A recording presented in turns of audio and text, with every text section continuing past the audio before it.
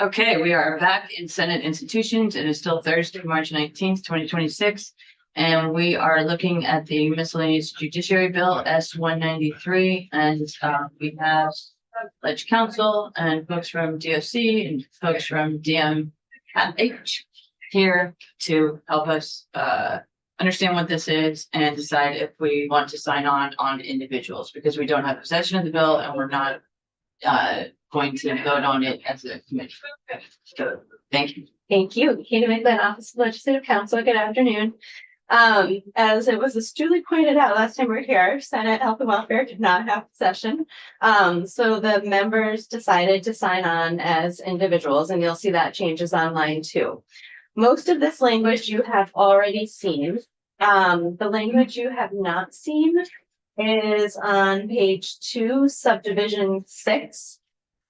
Last time I was here, there was a conversation about what 24/7 clinical care would look like. So the language that was worked on this morning in consultation with DMH, and we did get an email back from the person who spoke to from WellPath about what was feasible.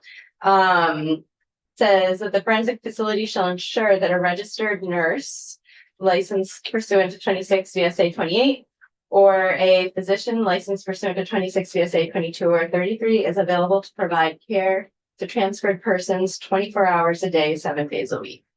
So that is new since you've seen it. I think the other changes that I have highlighted are all changes that you have seen, but I'm happy to do a very high level walkthrough of the sections if you want a refresher on what's in here. Sure, as long as you're here. Sure. Well, first, does anyone have questions? Because we know your time is limited. Okay, I'll stay very high. So the first instance of amendment, there's a section 4 of the Senate Judiciary Report that talks a little bit about the forensic facility, that it will be locked in a secure facility. That subsection B in their report is being struck out and replaced with this new subsection D. And this has more parameters around the type of clinical care that will be provided at the forensic facility. So these are all items we've looked at previously, but that is what is happening in that first instance of amendment. Okay, so that's at page 1, about halfway down, 10. Yep. Okay. Second instance of amendment starts page 2, line 15. This is adding in a new section that wasn't previously in the Senate Judiciary Committee's report. It is a amendment to the previous section of law that we just looked at.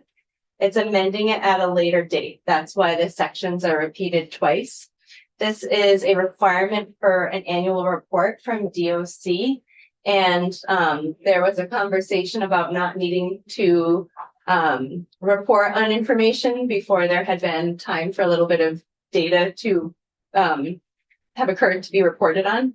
And so that is what is happening in the second instance of amendment, adding that annual reporting requirement. Next, third instance of amendment, page 3, line 8. This is a rulemaking section. While the Senate Judiciary Report did have language requiring rulemaking, it required emergency rulemaking, and the bill itself took effect July 1, 2026. The conversations with DMH were that the forensic facility would not be utilized right away and that there needs to be time for the rulemaking process. So instead of going the route of emergency rules, this instead has permanent rules taking place. There's an 18-month window for those permanent rules to happen, and the effective date of all the forensic facility court procedures that are in Senate Judiciary's report are bumped back from July 1, 26 to January 1, 28. So that is what is happening. And there's more specificity in this rulemaking language about clinical standards, quality assurance, clinical oversight. So that is what is happening. Page 4, including language discussed in this committee, that the rules could potentially include requiring the provision of forensic facility services in a unit that is separate from other correctional populations. Fourth instance of amendment, page 4, line 5. This is an interim report coming back on October 1, 26. lots of things being reported on that date. Timeline of rulemaking, forensic facility planning. This one is probably of most interest to this committee, including the specific proposed location of the forensic facility, space considerations and design elements necessary to support the provision of therapeutic services and security at the proposed location, and the timeline for any necessary fit up of the forensic facility.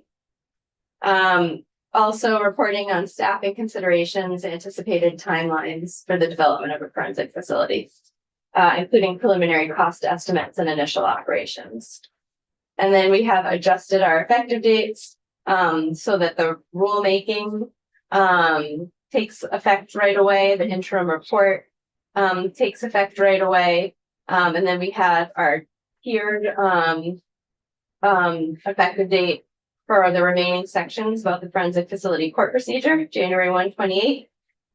Annual report doesn't get added until July 1, 2029. So that's what's happening in our effective date section. And that's the whole amendment. Okay, so I have just a schedule question. So if things happen more quickly than we expect, Mhm. because rules don't have to take 18 months. Mhm. So, do these effective dates allow for an expedited schedule? No.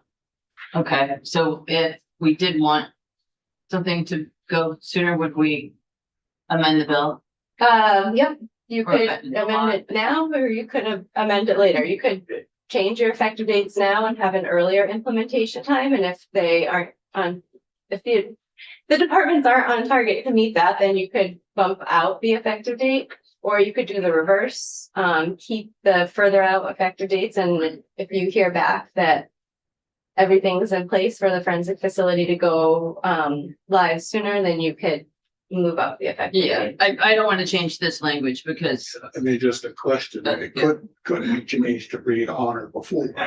Not in an effective date section. I mean, some committees add contingency language. I always caution against doing that quickly. Contingencies can work, but I think it has to be thoughtfully done so everybody is clear that the contingency is met and there's not a question, can this be interpreted this way or not? So I guess I like to slow down when we start talking about contingencies.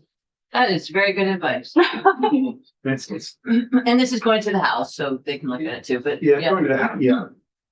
Right, there's that too, but also just, it sounded like they were gonna be able to get this up and going very quickly anyway. So it'd be probably at least a year before they could. We'll have the report in October, so we could make the effective date earlier next year. yeah, and that's, I think that. By number of months only, but.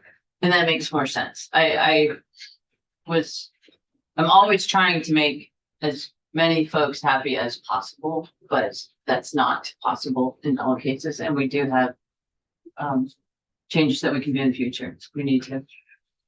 All right, any other questions? Any comments? Not for Rich House. Okay. So, thank you very much. You're welcome. I'm gonna go to the House floor. I have 2 bills. I will circle back and see if you're still here when I. Please. am done. Okay.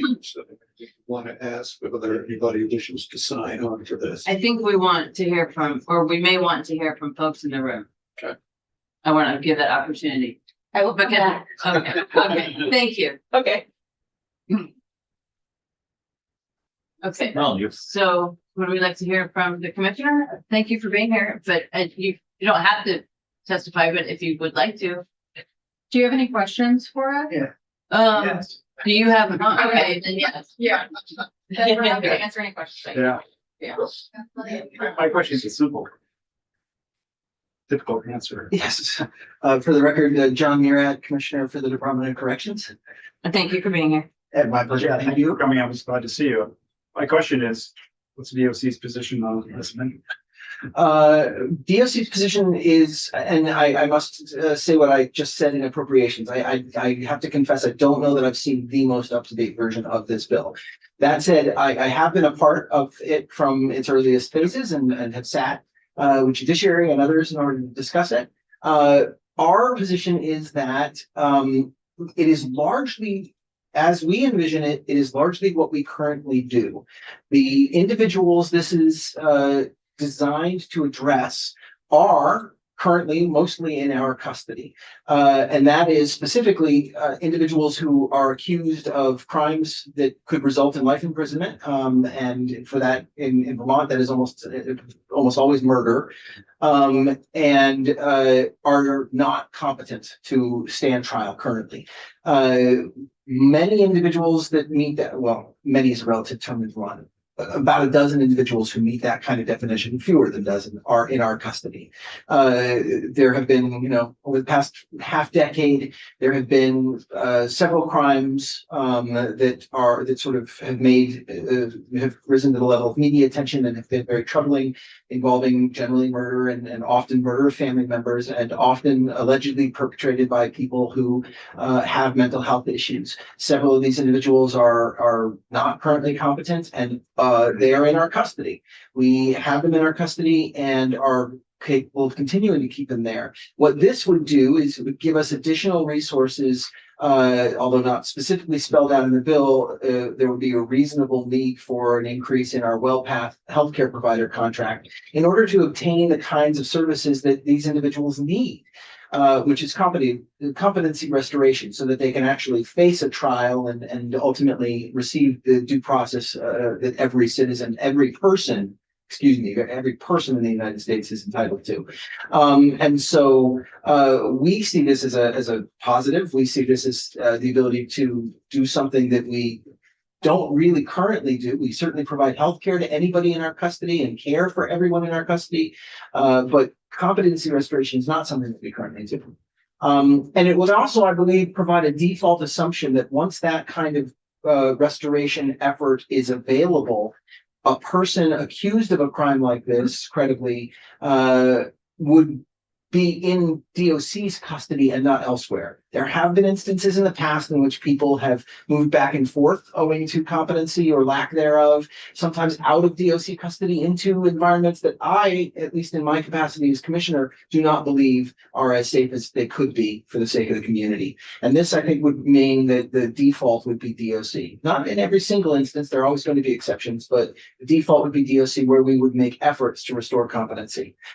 And in instances where competency cannot be restored owing to the fact that the issue of competency is not mental health, but is something like a TB, traumatic brain injury, or a developmental delay that cannot be ameliorated through treatment or medication, we'll be able to understand those differently and better thanks to this legislation as well, should it pass.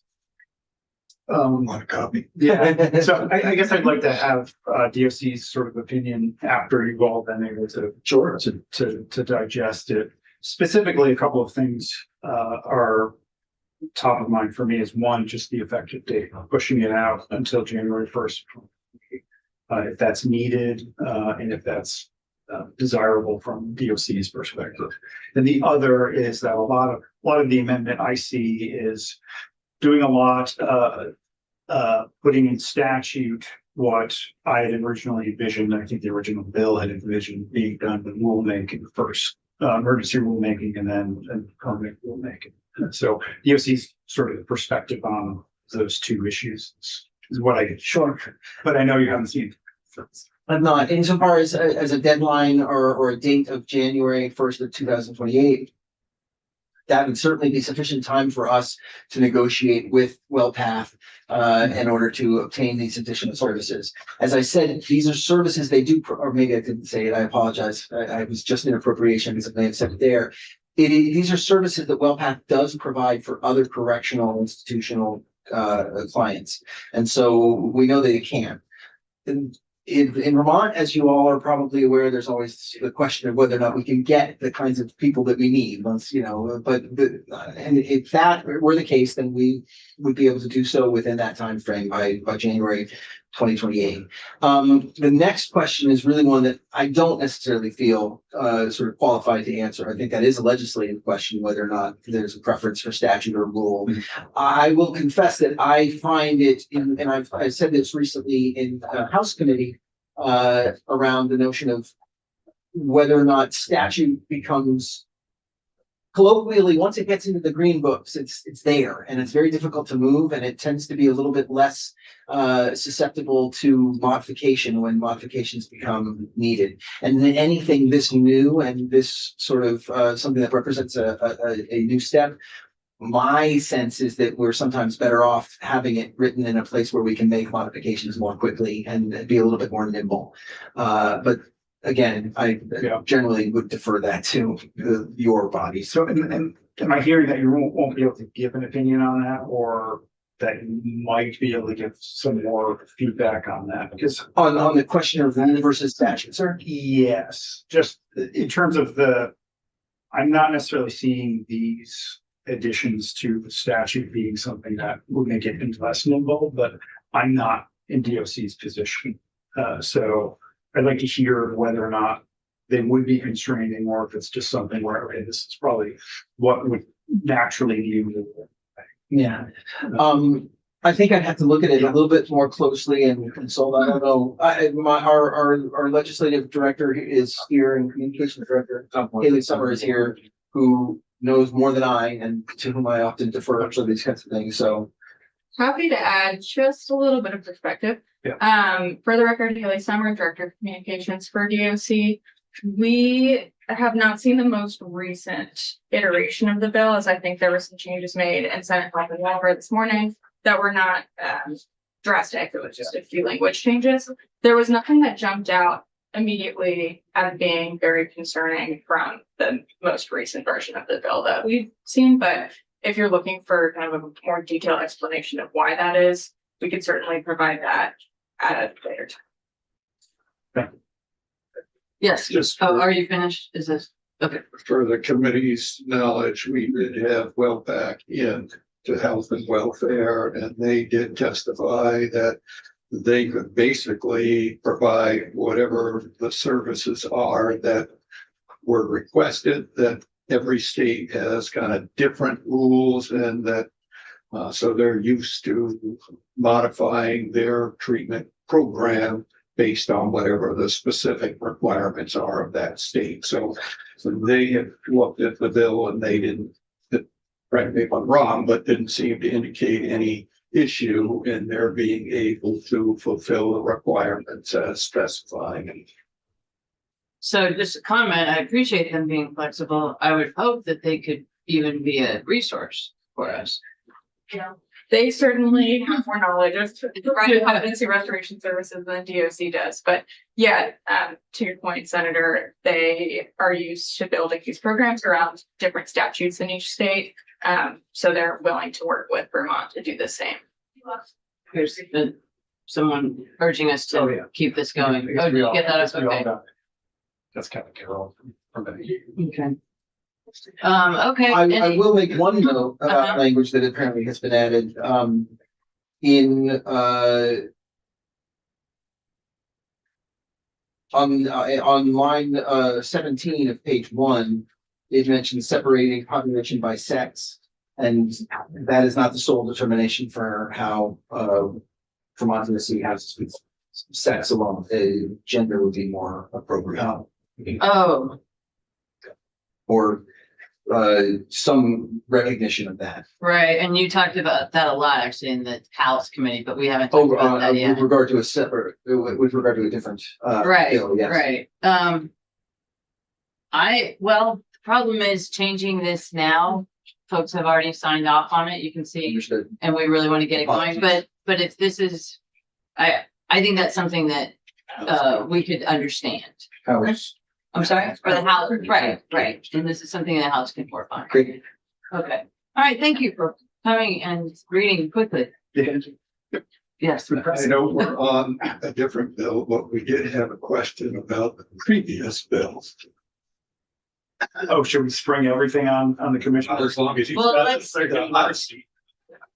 don't need This would be an optional question, a bonus question, and then you get the orange or something. Oh. Does that constitute a bribe? No, no, it's in public, it's Oh, okay. worth like 40 cents. Okay, go. So previous bill we were looking at is the elimination of the fees that are charged for individuals on supervision once they are released or if they're on parole. And as we understand it, the original date was July of 26, and it's been pushed out a year. And we were just looking for a little bit of more information as to why, because, and Scott provided a little bit of information about how that fee is built into the budget. But on the other hand, if I'm the parole officer and I know that this whole thing disappears in a very short period of time, am I really going to spend my time trying to get people to pay that $15 a month? And so chances are, in reality, you're not going to receive all that money anyway, because folk know, A, the program's disappearing, and B, your parole folk have a lot of things on their plate. So are they going to chase after something that really is just going to disappear in the first, you know, in the long run? So we're just trying to understand why the date was pushed out. And we also understand you're spending more money than you're bringing in. So the thought being, the sooner we eliminate something that's costing you as opposed to generating revenue would seem to make more sense. So I think that's where. It's H635 and we just received it. So there's plenty of time Sure. for you to come back or Haley to be here and speak to us on this. Yeah, I think we're planning to be here next week regardless. We'll have Deputy Commissioner Halbert Okay. speak to the bill. So if you have thoughts.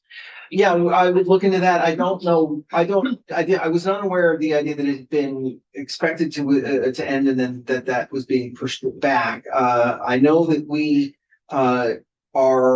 it is money that is calculated in our budget, and therefore it is not something that we are supportive of ending. And with regard to the effort or the cost versus savings, I mean, I think that once, you know, costs around what people do, the effort that a person makes as a component of their day when they are already in our employ, are very difficult to really calculate. Whereas revenue is revenue. Is it being uniformly collected? No, it is not. Is anyone going out with the sole purpose, for example, a community corrections officer or a parole officer going out to do a home visit with the sole expectation of collecting these fees? No, they are not.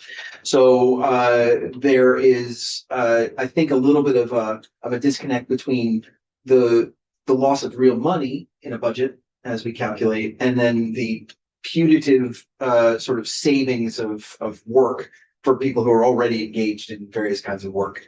But nevertheless, we're not, as DOC is not supportive of losing this. We recognize, however, the interests that have been expressed around why to forego it.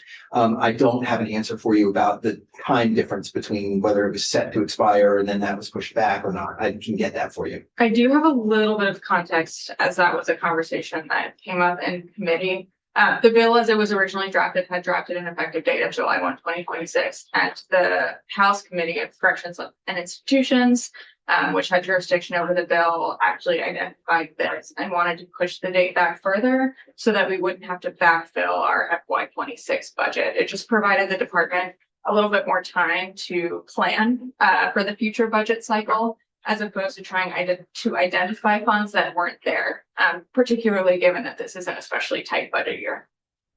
That's why I said she Yeah. knows more than I do. That's helpful. Okay. Okay.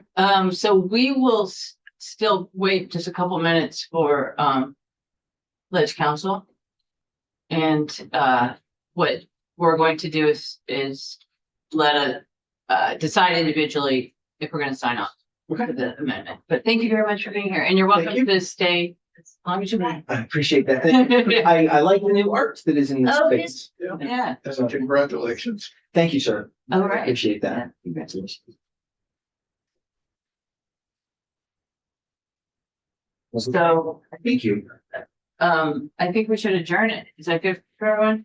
Yep. And then we'll, okay. And then we'll resume as soon as Katie comes. So